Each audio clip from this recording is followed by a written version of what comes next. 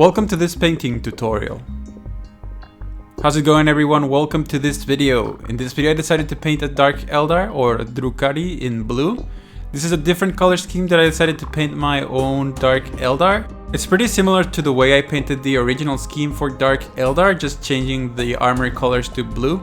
Everything else pretty much stayed the same, but this is the end result, and I'm going to show you how I did it. If you like this video, don't forget to like, comment, and subscribe. If you can, please click the bell to get notified whenever I upload a new video.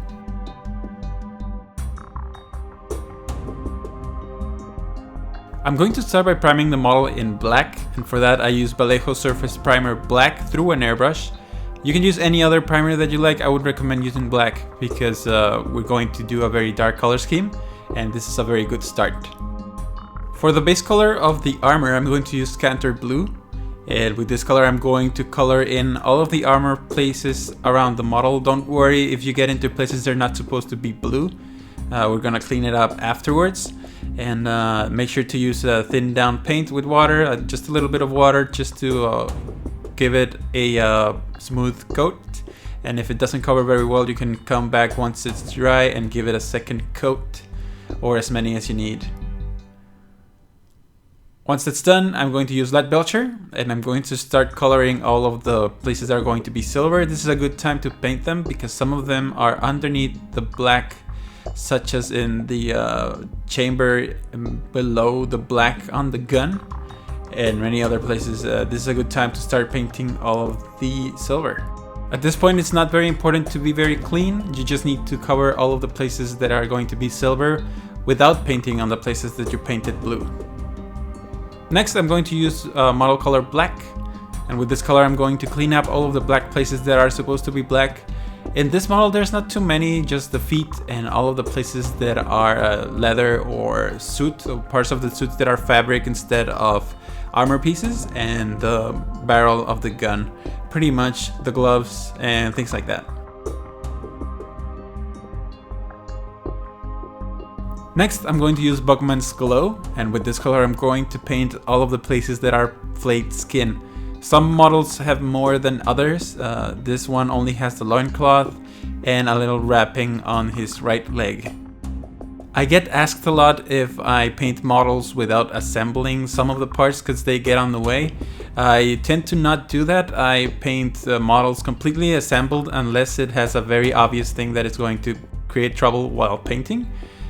For models like this, I just paint whatever I can reach. Some places that I can't reach are not going to be visible anyway, and it's very hard to tell that some places are not painted on the chest and stuff like that because things are on the way.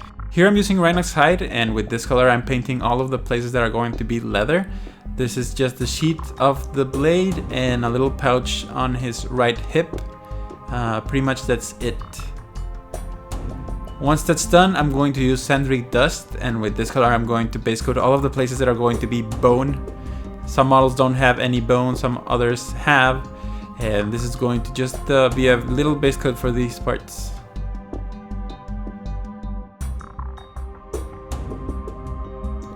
Once that's done, I'm going to use Balthasar Gold, and with this color I'm going to base coat all of the brass parts around the model. I decided to go with brass. It's going to be very simple. It's just a base coat of this, some washes and some highlights. It's not too many places. It's just the center part of the gun and some ornaments here and there around the armor and some details. Once that's done, I'm going to start washing, and this is my favorite part of any painting video.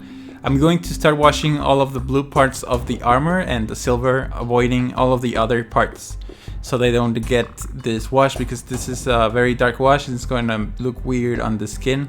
And gold, just try to get into all of the recesses of the blue and try to give it a nice even coat around all of the places and let it flow into the recesses. Next, with Reikland Fleshshade, I'm going to shade all of the places that are going to be the flayed skin. If you get into the bone, it's not a big deal, just leave it as it is, but try to avoid it if you can. And when you use shades, or any color for that matter, try to always shake them well, because these colors separate, especially the washes. If you get frosting or you get a shiny finish, That's because you didn't shake the wash well and you're applying other mediums instead of the wash as it's supposed to be. Next, with Agrax Earthshade, this is very quick. This is going to be only the bone and the gold around the model.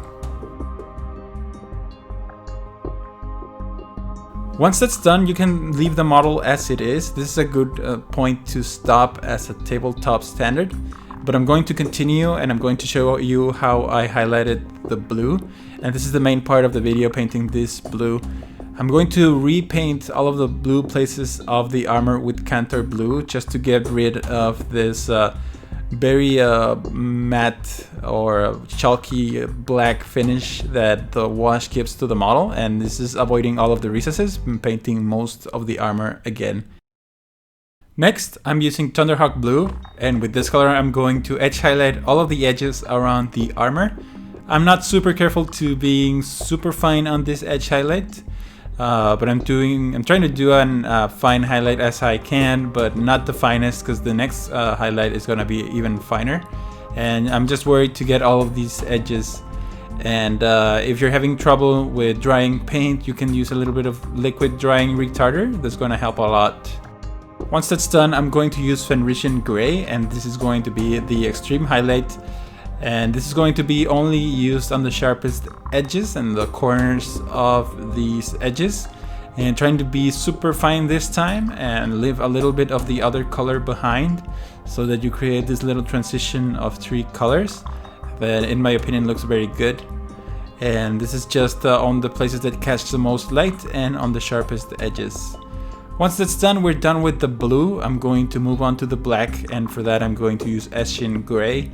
This color looks very good on the edges of the black. It's a very dark gray, and I'm going to use it all over the edges of the gun and the leather, such as the gloves and the feet and all of the places like that.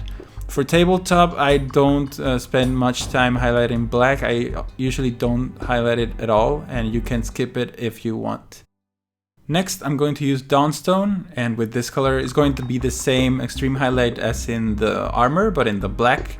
And this is going to go over the sharpest edges of the black and a little bit more finer than the previous one, and to get this little effect that looks very good on black.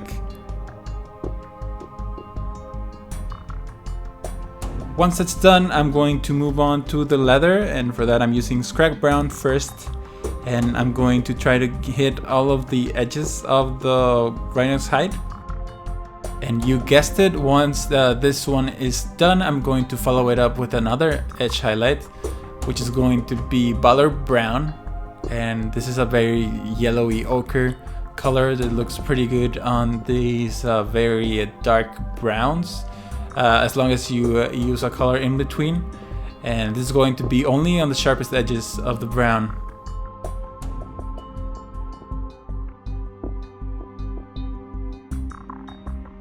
Once that's done, I'm going to move on to the flesh, and for that I'm going to use Cadian Fleshstone as the first highlight for the flayed flesh.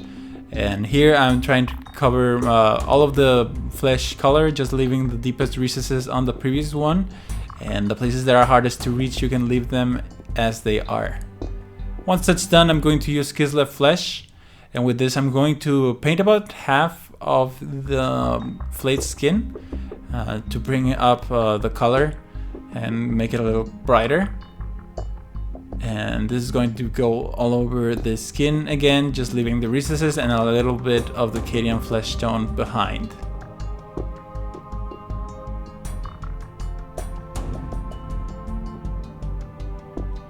Once that's done, I'm going to use Ushabti bone to start highlighting the bone. And this is just going to be cover most of the detail of the bone, leaving the recesses on the shaded color. And this is just going to cover these real quick. Once that's done, I'm going to highlight both with Screaming Skull, and that's why I skipped this step on the skin, because I'm going to use it on both. And this is going to go on the sharpest edges of the bone, and also as an edge highlight on all of the skin.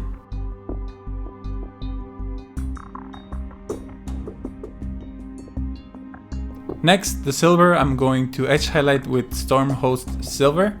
This is going to be a very quick highlight, just getting all of the edges of the silver and giving this very bright shine, and try to avoid all of the shaded parts. Just try to edge highlight all of the most sharpest parts of the silver.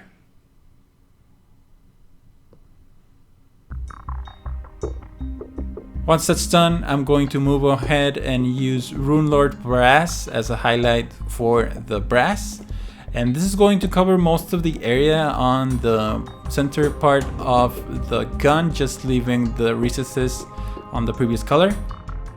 And I'm also covering all of the small ornaments and little symbols around the armor with this on the sharpest edges as an edge highlight. Once all of that is done, the model is finished. We only need to paint the eyes, and this is going to be simple but a little bit difficult because these models have small eyes.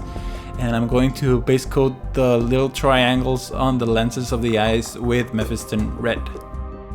After that, I'm going to use Troll Slayer orange, and with this color I'm going to highlight the bottom part of the lens as an almost edge highlight on the bottom parts of the triangle. Both lines as a V on the bottom parts. And once that's done, I'm going to use Fleshshade's yellow to kind of paint a little dot on the bottom part of the lens as an extreme highlight to give it a very fiery glow. If you don't get it the first try, you can keep trying and just paint the edges with black to separate it from the blue if you mess up. And this is the finished model. I came up with this color scheme a while ago when I was getting into Dark Eldar. I never really continued it because I was a little bit frustrated because I didn't know how to construct a Dark Eldar army. I'm going to give it a second try. Once that is, I think it's a little bit easier to get into these armies with 8th edition, and I'm going to give it a go. Overall, I think this color scheme is very straightforward. It's a little bit time consuming because of all of the edges. But in my opinion, there's no shortcut to good looking models. But you can stop at any point before the edge highlights to get a tabletop standard, and I think they look pretty good. So that's it. I hope you found this video entertaining and helpful. And if you like, please like the video, comment on it, and subscribe to the channel to see more videos. That really helps me out a lot. Click the bell to get notified whenever I upload a new video. And thank you very much for watching. Let me know what you would like to see me paint next. And I hope to see you on the next video. You stayed. Great. Thank you very much for supporting my channel, and if you would like to become a patron, there is a link to my Patreon page in the description below. Your contributions help pay for my work and keeps the channel going. A single $1 a month is more than enough, and you can cancel at any time. If you can't, don't worry, you can support my channel by simply watching my videos and sharing them with your friends. Thank you for watching, have a great day, and I'll see you on the next one.